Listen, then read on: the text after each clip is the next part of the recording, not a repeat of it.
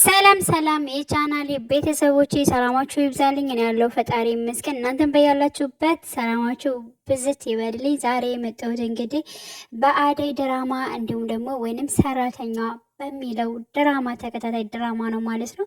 ይህ ድራማ በጣም ደስ የሚል ድራማ ነው። ተከታተሉት። እያንድ ሰው ትዕግስቱን በቃ ገጸ ባህሪዎችን የሚያሳይ ድራማ ነው ማለት ነው እና የሚያጠነጥነው በአደይ ላይ ነው። አደይ የቤት ሰራተኛ ሆና የምታገለግል በጣም ጠንካራ ጀግና ሴት ነች እና በሱ ላይ ነው አብዛኛውን የሚያጸነጽነው። ብዙም ፓርት አልሄደም፣ 16 ፓርት ላይ ደርሷል። መከታተል ትችላላችሁ። እርግጠኝነት ትወዱታላችሁ ብዬ ተስፋ አደርጋለሁ ማለት ነው። እና አደይ በጣም ጠንካራና ጀግና ያው የቤት ሰራተኝነት እየሰራች ቤተሰቦቿን የምታስተዳደር እህታችን ነች ማለት ነው። እና በጣም ፈገግተኛ ነች። በጣም ብዙ ነገሮችንም ታሳልፋለች እና በብዙዎች ዘንድ ደግሞ ተወዳጅ ተፈቃሪም ነች ማለት ነው። ያው ጸባዩ ምርጥ ስለሆነ ቀስ ያለ ሴት ስለሆነች ማለት ነው።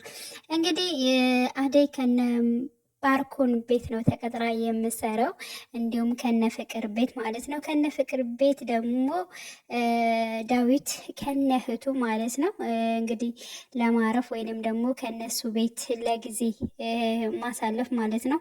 ከነሱ ጋር ከዲቦራ ጋር ማለት ነው አርፎ ይገኛሉ ማለት ነው። ዲቦራ በጣም ቀበጥ ለየት ያለች ማለት ነው። ቀበጥ ልጅ ነች። የተሰጣትን ደግሞ ማትበላ በቃ በምግቦቹ በምኑ ነገሮቹ ሁሉ እንትን የምትል ነች ማለት ነው። እሱም የዳዊት እህት ነች። ፍቅር ደግሞ የባርኮን እህት ነች ማለት ነው። እና ፍቅርና ዲቦራ በጣም ያስቸግራታል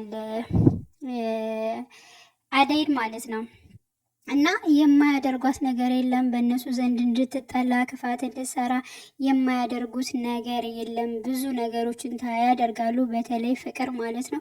ፍቅር ደግሞ የምታደርገው የምትወደው የምታፈቅረው የልጅነቷ ጓደኛዋ ማለት ነው። ያ ማለት ዳዊት ከነሱ ቤት ያረፈው ማለት ነው። ትወደዋለች፣ ታፈቅረዋለች። ግን ደግሞ እሱ ደግሞ ፍላጎት የለውም። ፍላጎት ስለሌለው የግድ የእሷ ለማድረግ በጣም እየተጣረች ትገኛለች ማለት ነው።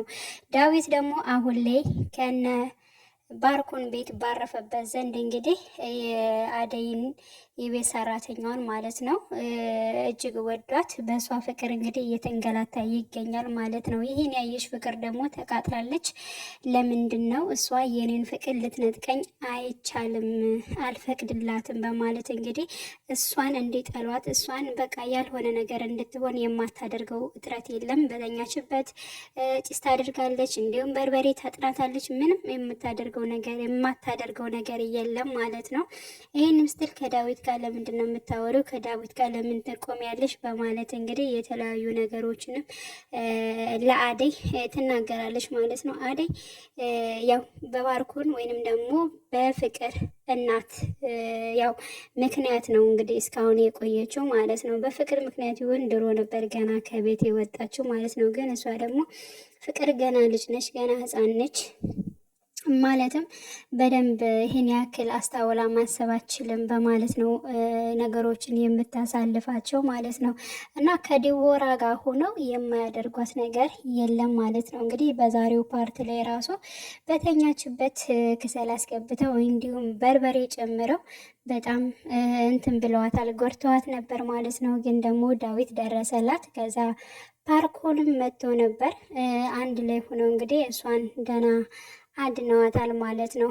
ፓርኮን በጣም አደይን እንደሚወዳት እንደሚያፈቅራት ለራሱ ብቻ ነው የሚያውቀው ማለት ነው። ማንም ሰው አያውቅም። ዳዊት ደግሞ እንግዲህ አስቡት፣ ሁለታቸውም ነው የወደዷት ማለት ነው። ሁለታቸውም ነው ያፈቀሯት። ስለዚህ ፓርኮን ደግሞ እንዳትጨናነቅ ለነገሮቹ እንትን እንዳትል ብቻ ግን በጣም በወንድምነት እንደቀረባት ከጎኗ እንዳለ በባለፈው ፓርት ነግሯት ነበር ማለት ነው። ክፍል 15 ላይ ማለት ነው። እና ለምንድን ነው እንደ እህቴ ነው ማየሽ ያልኳትኝ? በኋላስ እንዴት ነው ፍቅሬ ልላት የምችለው? ምን ሁኜ ነው ግን እንደዚህ የተናገርኳት? በማለት እንደውም ባለፈው ፓርት ላይ ማለት ነው በጣም ተናዶ ነበር። ዛሬም ደግሞ እንግዲህ ከስራ ወጥቶ በጊዜ ከአደይ ጋር ጊዜያትን አሳልፋለሁ ወይንም ደግሞ ያሰብኩትን የውስጤን እናገራለሁ በማለት ወደ ቤት ሲመጣ እንግዲህ ዳዊት ነበረ ማለት ነው። እና ዳዊት ጋር ነበረ እና እሱን ሊያወያየው ፈልጎ ነበረ። ልክ ሊነግረው ወይንም ደግሞ ሊያወያየው ሲል አደይ ትመጣለች። ሀሳቡን እንደገና ሳይነግር ዝም ይላል ማለት ነው። እና በልቡ በጣም ወዷታል፣ አፍቅሯታል።